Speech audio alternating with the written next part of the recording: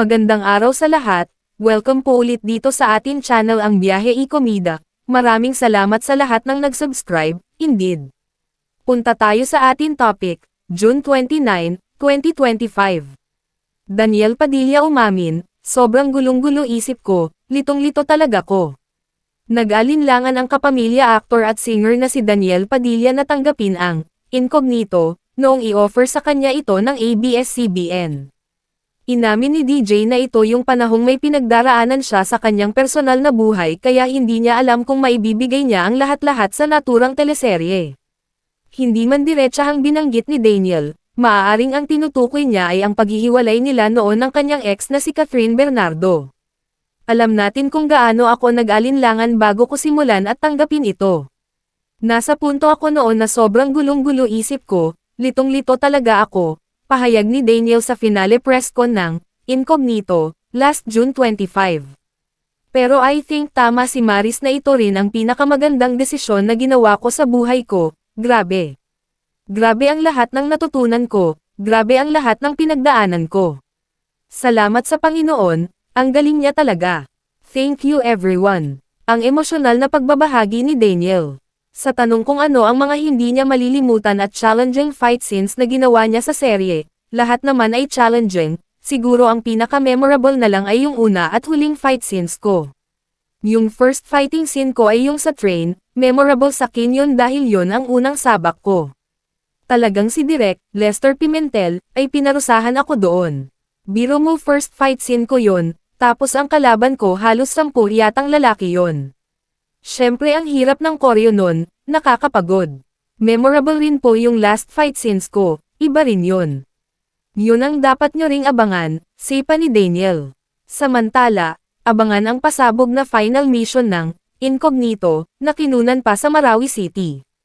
Bukod kay Daniel, kasama pa rin sa action thriller series ng ABS-CBN sina Ian Veneracion, Maris Racal, Anthony Jennings, Baron Geisler at Richard Gutierrez.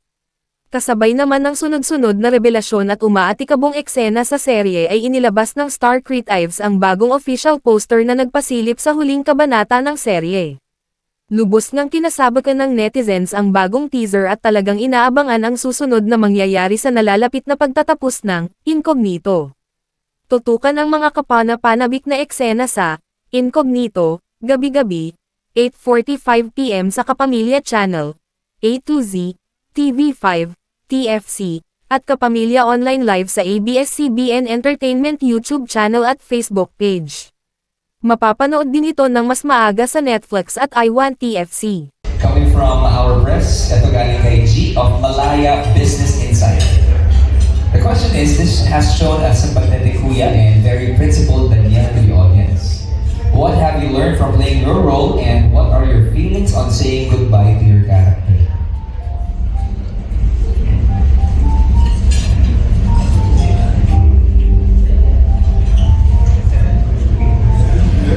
You got 1 minute to answer the question. Well, una siyempre mahirap pang bitawan yung karakter dahil masayang gawin nito eh. Masayang gawin masyado. Kasama itong mga to. Kasama sila direct, ang buong cast, yung production, yung staff namin, masyadong masayang gawin. Dahil hindi siya naging madali. Kaya mas masarap yung tagumpay sa dulo eh. Yan yun. Next question, bro. Natutunan bilang utol, gusto. Siguro kung paano magmahal ng ganong kalalim sa isang tao katulad ng kapatid ko si Jude. Nakita naman natin lahat ng mga pinagdaanan ni Andres para mahanap niya yung utol niya. At nung nakita niya na ganun pa yung nangyari, di ba? Pero still, hindi niya tinalikuran yung kapatid. Yeah, para sa akin kasi ganun ang pagmamahal na totoo, di ba? Ano man ang kagaya ni Jun, kung ano man yung naging karakter niya, pagkatao niya nung nakita ko siya, hindi ako nawawala ng pag-asa na may pagbabago, di ba? Na pwede kang magbago. Ganun. Hindi ko agad tatalikuran yung mga ganun tao. So, siguro isa yun sa mga natutunan ko. So many learnings. Kasi ang dami kong natutunan talaga. Pero isa yun.